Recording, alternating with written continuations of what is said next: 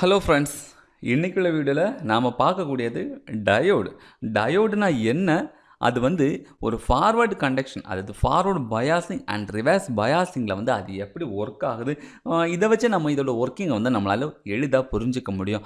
அதனால இந்த வீடியோ ஃபுல்லுமே டயோடு பற்றின பேசிக் ஐடியாஸ் தான் இருக்கும். வீடியோவை கடைசி வரைக்கும் பாருங்கள். Welcome to mission Tamil electronics.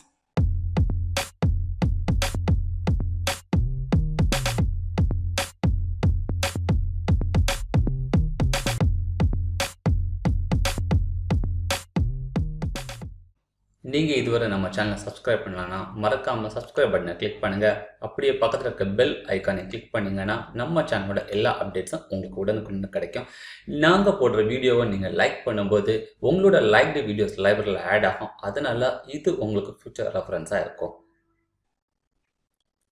Diode, இந்த டயோடுங்கிற வார்த்தைக்கு ஜென்ரலாக வந்து இன்டர்வியூவில் கேட்பாங்க, வாட் இஸ் டயோட்? ஸோ டயோடோட எக்ஸ்ப்ளனேஷன் எப்படி சொல்லலாம்? Diode is a semiconductor device that allows flow of current in one direction. அதாவது flow of current in one direction. முதல்ல ஃப்ளோ ஆஃப் கரண்ட் அப்படின்னா என்னங்கிறத நம்ம தெரிஞ்சுக்கணும். உங்களுக்காக ஒரு இமேஜ் வச்சுருக்கேன். இந்த இமேஜை பாருங்கள்.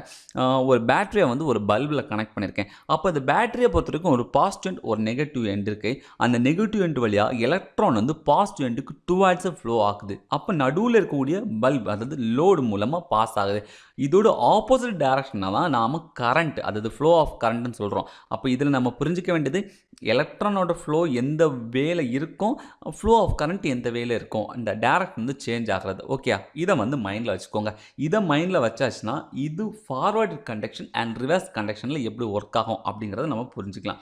ஃபஸ்ட்டு வந்து டயோடை வந்து நம்ம ரிவர்ஸ் பயாசிங்க்கு கொண்டு வரும். ரிவர்ஸ் பயாசிங் அப்படின்னு வரும்போது ஒரு டயோடோட ஆனோடு டெர்மினல்லையும் ஒரு டயோடோட கேத்தோடு டெர்மினல்லையும் நம்ம நெகட்டிவ் அண்ட் பாசிட்டிவ் வச்சுக்க போகிறோம். ஓகே, இப்போது டயோடோட ஆனோடு டெர்மினல், ஆனோடில் பார்த்தீங்கன்னா நீங்கள் பி டைப் மெட்டீரியல் இருக்கும்.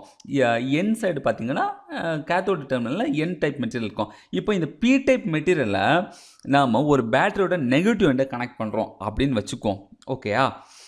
இப்போ இந்த பி டைப் மெட்டீரியலில் நெகட்டிவ் டெர்மினல் அந்த பேட்டரி கனெக்ட் பண்ணியிருக்கனால எலக்ட்ரானோட ஃப்ளோ அதிகமாக இருக்கும். நல்லா புரிஞ்சுக்கணும்.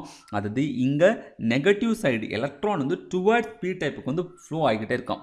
அப்போ டுவர்ட்ஸ் பி டைப்புக்கு ஃப்ளோ ஆகும்போது அந்த பி டைப்புக்கு உள்ளாடி இருக்கக்கூடிய ஹோல்ஸும் இந்த எலக்ட்ரான்ஸும் அட்ராக்ட் ஆகும். ஏன்னா அங்கே இருக்கிற பாசிட்டிவ், இங்கே இருக்க negative. Positive negative as usual attract ஆகும். இப்படி அட்ராக்ட் ஆகும்போது இந்த P type material full and full positive சார்ஜாக இருக்கும். அப்போ என்ன ஆகும்னா இங்கே டிப்ளேஷன் ரீஜன் வந்து ரொம்ப அதிகமாக ஜெனரேட் ஆகும். அதாவது நல்லா புரிஞ்சுக்கணும்.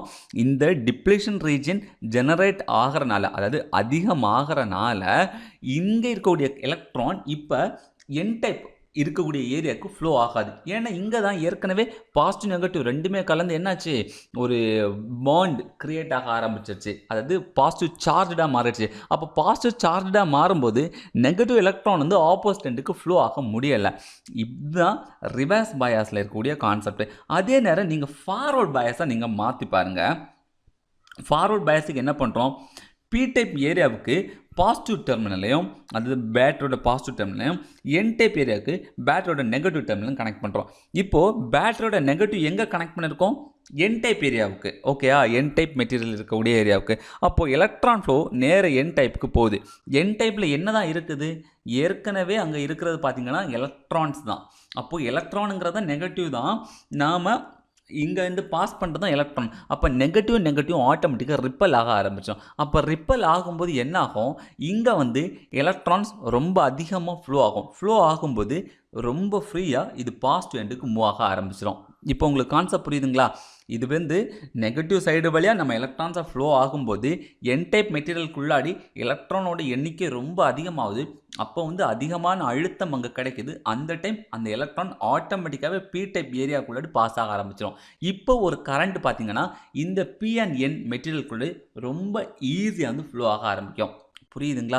இந்த பாசிட்டிவ்க்கும் நெகட்டிவ்க்கும் உள்ள டிஃப்ரென்ஸ், நீங்கள் கரண்ட் ஃப்ளோவை வச்சும் எலக்ட்ரானோட மூமெண்ட் வந்து இங்கே அந்த என் டைப் மெட்டீரியலுக்குள்ளாடி எப்படி போகுது, பி டைப் மெட்டீரியலுக்குள்ளாடி எப்படி போகுது அப்படிங்கிற புரிதலை வச்சு எப்படி ஒரு டயோடு ஃபார்வர்டு கண்டக்ஷனில் கரண்ட்டை பாஸ் பண்ணுதுன்னா பேக்வேர்டு கண்டக்ஷனில் கரண்ட்டை பிளாக் பண்ணுதுங்கிறத ரொம்ப தெளிவாக புரிஞ்சிக்க முடியும். அட் த சேம் டைம் இதில் நாம் நோட் பண்ண வேண்டிய விஷயம் என்ன அப்படின்னு பார்த்தாச்சுன்னா, நம்ம ஃபார்வர்டு பயாசிங் கண்டக்டாக பண்ணணும் அப்படின்னா கண்டிப்பாக மினிமம் 0.6 வோல்ட்லேருந்து 0.7 வோல்ட்டுக்கு எபோவாக தான் இருக்கணும். அப்படி 0.7 இருந்தால் தான் அந்த இடத்துல டிப்ளிஷன் ரீஜன் ரொம்ப ரொம்ப ரொம்ப கம்மியாக இருக்கும். 0.7 விட கம்மியாக டிப்ளிஷன் ரீஜன் ரொம்ப பெருசாகிக்கிட்டே இருக்கும். ஓகே, இது வந்து ரொம்ப முக்கியமான பாயிண்ட்டு.